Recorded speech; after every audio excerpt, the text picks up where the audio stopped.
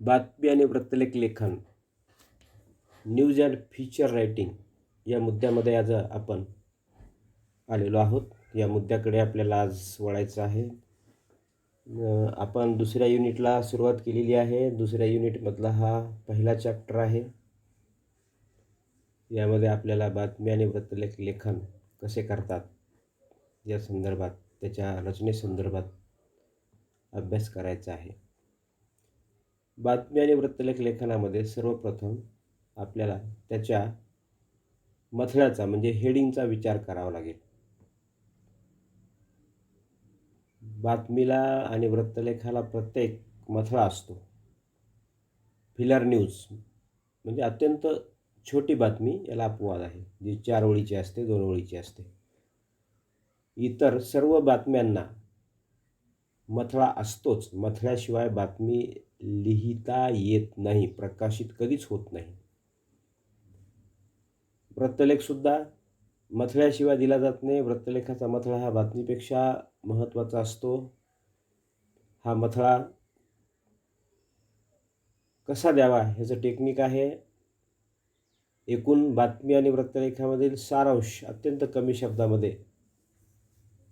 कमीत कमी शब्दामध्ये म्हणजे 1 किंवा 2 ओळीमध्ये मथळ्याच्या माध्यमातून लिहिणं देणं आवश्यक असतं. बातमीचा आणि वृत्तलेखाचा मथळा हा बातमी वाचण्यासाठी वाचकांना आकर्षित करत असतो आणि म्हणून मथळा हा अत्यंत आकर्षक पद्धतीनं कमीत कमी शब्दामध्ये, योग्य शब्दामध्ये लिहिणं खूप महत्त्वाचं असतं. बातमी आणि वृत्तलेखाला मथळा लिहिणं देणं ही एक कला आहे आणि तंत्रसुद्धा आहे. त्याचा सराव खूप आवश्यक आहे. मोठ्या वृत्तपत्रामध्ये बातमी आणि वृत्तलेखाला केवळ मथळा लिहिण्यासाठी स्वतंत्र उपसंपादक असतात आणि ते त्यामध्ये पारंगत असतात, तज्ज्ञ असतात, हुशार असतात. वार्ताहरांच्या, रिपोर्टर्सच्या बातमी आणि वृत्तलेखाला ते फक्त मथळे लिहितात. आपण पाहतो वेगवेगळ्या वृत्तपत्रात वेगवेगळे मथळे असतात वेगवेगळ्या बातम्यांना. काही वृत्तपत्रातील मथळे हे आकर्षक असतात, समर्पक असतात, महत्त्वपूर्ण असतात, तर काही वृत्तपत्रातले हे तेवढे आकर्षक, समर्पक आपल्याला दिसत नाहीत. असा हा हेडिंग किंवा मथळा हा एक महत्त्वपूर्ण घटक आहे बातमी आणि वृत्तलेखामधला आणि तो सर्वप्रथम असतो. हे आपल्याला या ठिकाणी लक्षात घ्यावं लागतं. मथळ्यानंतर आपल्याला उपमथळा म्हणजे सब हेडिंग याचा विचार करावा लागेल. मथळ्याप्रमाणे प्रत्येक बातमी आणि वृत्तलेखाला उपमथळा असतोच असं नाही. जेव्हा गरज भासते, आवश्यकता असते, त्याच वेळेला उपमथळा लिहिला जातो, दिला जातो. 1 किंवा 2 ओळीच्या मथळ्याच्या माध्यमातून बातमीचा सारांश जेव्हा सांगता येत नाही, सांगणं अशक्य असतं, अशा वेळेला उपमथळ्याची मदत घ्यावी लागते. उपमथळा मुख्य मथळ्याला सहाय्य करतो आणि उपमथळा आणि मथळा ह्या दोन्ही मिळून बातमी आणि वृत्तलेखाबद्दल सविस्तर लिहिलेल्या बातमी आणि वृत्तलेखाबद्दल अत्यंत समर्पक शब्दात, कमीत कमी शब्दामध्ये वाचकांना माहिती सांगतात. उपमथळासुद्धा बातमी आणि वृत्तलेख वाचण्यासाठी, वाचकांना आकर्षित करण्यासाठी महत्त्वपूर्ण भूमिका बजावत असतो. त्याची भूमिका मथळा एवढीच महत्त्वाची आहे. मथळा अत्यावश्यक असतो, उपमथळा अत्यावश्यक असतोच असं नाही. गरज असेल, आवश्यकता असेल, अशा वेळेलाच मथळ्याच्या सोबत उपमथळा दिला पाहिजे. प्रत्येक बातमीला उपमथळा दिलाच पाहिजे असंही नाही. जिथं गरज आहे तिथेच उपमथळा देणं अपेक्षित आहे, आवश्यक आहे. पानावरील सर्वच बातम्यांना उपमथळे असू नयेत. एखाद्या बातम्याला असावा, एखाद्या बातमीला नसावा, कारण त्यामुळे सर्वच बातम्या मथळा आणि उपमथळ्यासह वाचकांना दिसतील आणि ते योग्य नाही, योग्य दिसत नाही. म्हणून हा सुद्धा हे सुद्धा तारतम्य बातमी आणि वृत्तलेखाला मथळ्या आणि उपमथळ्या देताना उपसंपादकाला ठेवावा लागतो. अशा ह्या उपमथळ्याबद्दल आपल्याला सांगता येईल. त्यानंतर तिथिरेषा आहे, याला डेटलाईन असं आपण म्हणतो. तिथिरेषा ही बातमी आणि वृत्तलेखाची ओळख असते. यामध्ये आपल्याला बातमीचं उगमस्थान, बातमी किंवा वृत्तलेख लिहिल्याचा दिनांक आणि प्रतिनिधीचं नाव असा उल्लेख आढळतो. उदाहरणार्थ मुंबई दिनांक 10 सप्टेंबर आणि विशेष प्रतिनिधी, ह्या 3 बाबी या तिथिरेषेमध्ये आपल्याला दिसून येतात. म्हणजे मुंबई हे बातमीचं उगमस्थान आहे, मुंबईची बातमी आहे या अर्थानं. त्यानंतर ती बातमी 10 सप्टेंबरला लिहिलेली आहे, म्हणजे 9 तारखेला लिहिलेली आहे, 10 तारखेला प्रकाशित झालेली आहे. सर्वसाधारणपणे वृत्तपत्रातील बातम्या आणि वृत्तलेख हे आदल्या दिवशी लिहिलेले असतात.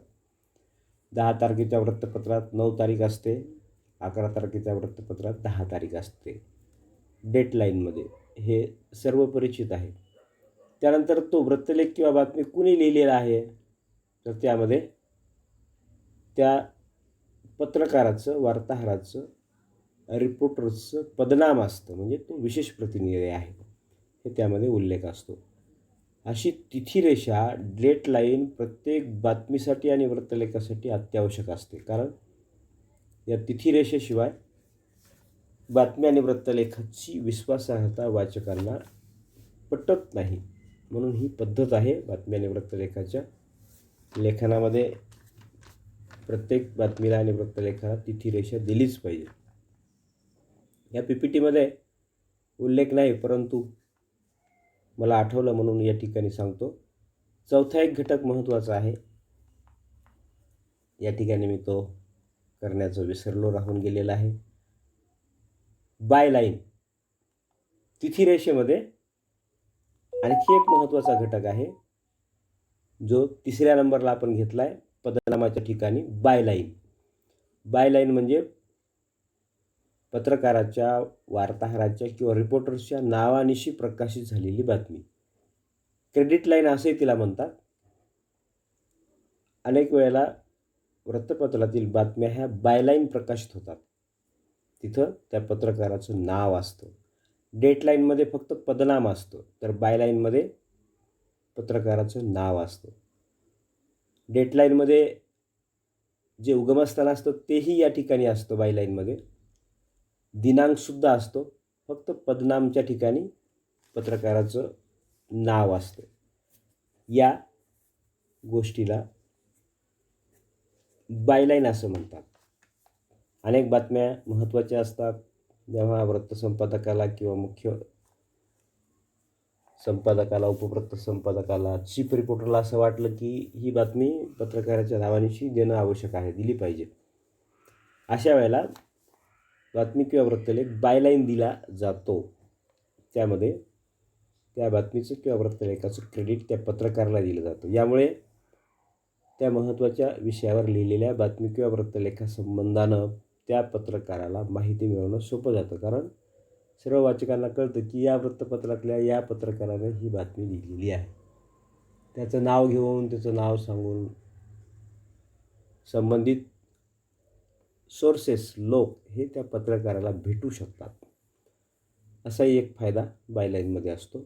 अनेक बातम्या बायलाईन दिल्या जातात. कोणत्याही बातमीला बायलाईन देऊ नये असा एक निकष आहे. ज्या महत्त्वपूर्ण बातम्या असतात, ज्या बातम्या शोधून आणलेल्या असतात, खूप कष्ट करून आणलेल्या असतात, त्याच बातमीला बायलाईन दिली पाहिजे असा एक संकेत आहे, आणि तो संकेत सर्व वृत्तपत्र पाळतात. यानंतर या PPTमधला चौथा मुद्दा आहे इंट्रो किंवा शिरोभाग किंवा लीड. प्रत्येक बातमी आणि वृत्तलेखाला शिरोभाग असतो.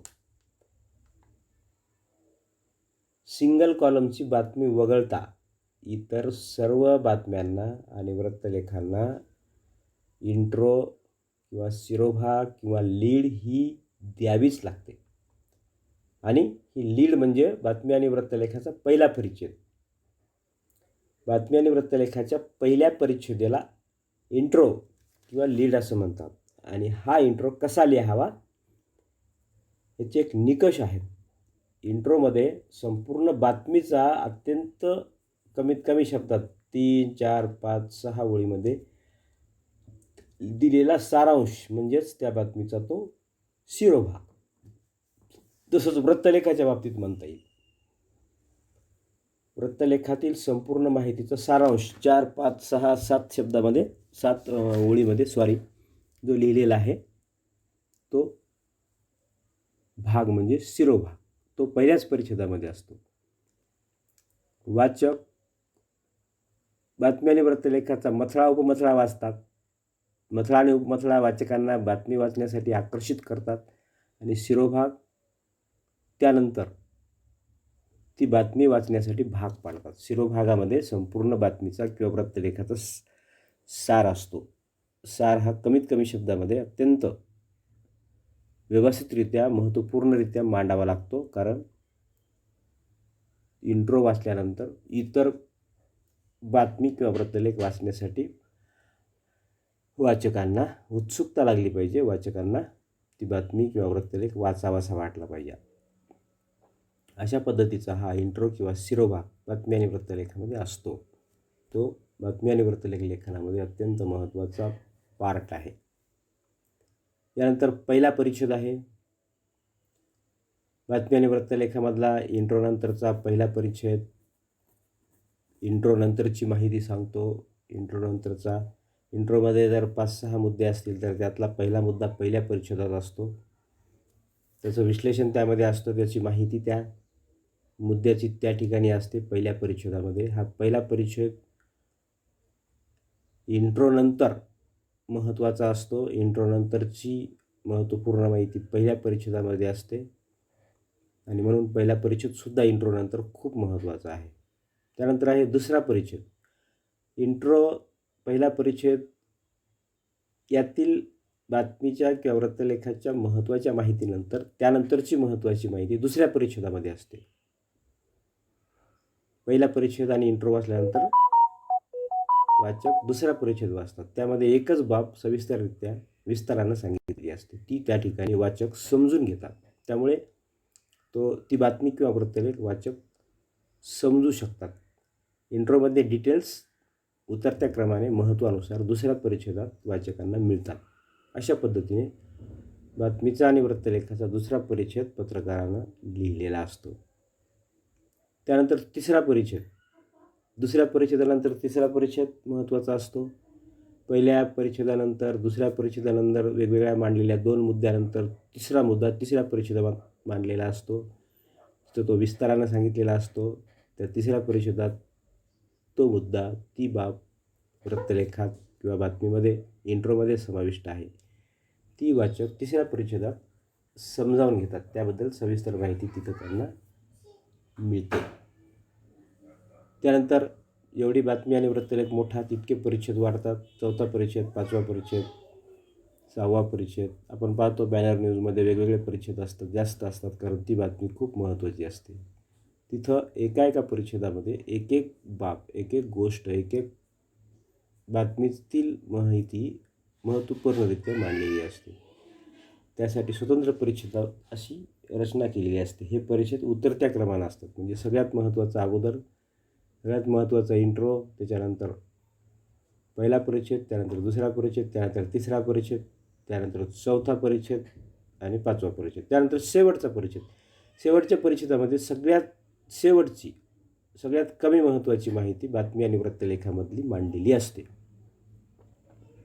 यामध्ये बातमीचा आणि वृत्तलेखाचा शेवटसुद्धा केलेला असतो. तो अत्यंत परिणामकारक, वाचकांना रुचेल, पटेल, भावेल अशा पद्धतीनं दिलेला असतो. येथे या शेवटच्या परिच्छेदात बातमी आणि वृत्तलेखाची माहिती ही कमी महत्त्वाची असते, परंतु ती असते. अशा पद्धतीने शेवटच्या परिच्छेदात बातमी आणि वृत्तलेखाचा समारोप असतो. त्यामुळे वाचकांना बातमी आणि वृत्तलेख संपूर्णरित्या समजतो. बातमी आणि वृत्तलेखाची ही रचना लेखनाची आपल्याला अत्यंत महत्त्वाची आहे. याच पद्धतीने बातमी आणि वृत्तलेख वृत्तपत्रामध्ये आपल्याला प्रकाशित झालेले दिसतात. मांडलेले दिसतात तशा पद्धतीनं ते पत्रकार लिहितात आणि मग आपल्याला वाचक म्हणून सर्वांना ते समजून घेता येतात। असा हा आपला बातमी आणि वृत्तलेख लेखनाचा मुद्दा आहे। मला विश्वास आहे एवढ्या माहितीनंतर तुम्हाला तो व्यवस्थित समजलेला असेल आणि याचा अभ्यास आपण करूयात आणि हा मुद्दा समजून घेऊयात। या ठिकाणी हा मुद्दा मी संपवतो आणि थांबतो।